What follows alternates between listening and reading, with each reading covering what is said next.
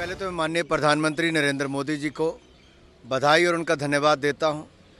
भारत और यूएस में जो ट्रेड डील हुई है वो ऐतिहासिक है, लेकिन साथ ही साथ विपक्ष के लोग जब खुद सत्ता में थे यूपीए के कार्यकाल में, तब भ्रष्टाचार और भाई भतीजावाद से ग्रस्त थे, भ्रष्टाचार के नए रिकॉर्ड बनाए थे।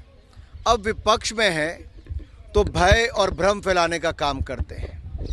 पहले सवाल खड़ा करते थे कि कब होगी ट्रेड डील, लेकिन जब इतिहास रच दिया गया, खुशी मनानी चाहिए थी, बधाई देनी चाहिए थी, तब उस पर सवाल खड़ा करते हैं। सवाल ये है साथियों कि अगर दुनिया भर के देशों से कम टैरिफ अगर भारत पे है, मात्र 18% है, 50% से सीधा कम करके 18%, तो भारत के उद्योग को इससे बल मिलेगा, एक्सपोर्ट बढ़ेगा। और यहाँ तक कि एक्वाकल्चर सेक्टर में, जहाँ पे श्रिम्प फिशरीज़ और सबको जो एक्सपोर्ट होता था, उसको और बल मिलने वाला है। यहाँ पर उस पर रोज़गार स्वरोजगार के कई और अवसर बढ़ेंगे। एक फिर भ्रम विपक्ष ने फैलाने का प्रयास किया कि कृषि का क्या होगा, डेयरी का क्या होगा।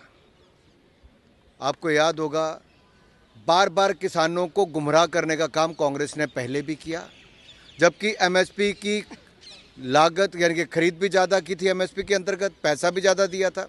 और यहाँ पर भी किसानों के और दूध उत्पादकों के सारे इंटरेस्ट को सुरक्षित रखने का काम नरेंद्र मोदी जी ने किया है। भारत के हित में, भारत के किसानों और दूध उत्पादकों के हित में किया है।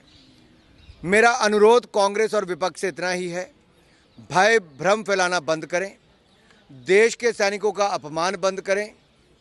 चीन या दुनिया के अन्य देशों के तारीफों के पुल बांधने की बजाय भारत जो नई ऊंचाइयों पर जा रहा है, दुनिया की सबसे तेज़ी से बढ़ने वाली अर्थव्यवस्था है, दुनिया की चौथी बड़ी अर्थव्यवस्था बन गया। आपके समय तो लड़खड़ाती चरमराती अर्थव्यवस्था थी, बैंक घाटे में थे, लेकिन आज सारे बैंक मुनाफे में है और अर्थव्यवस्था तेज़ी से आगे बढ़ रही है।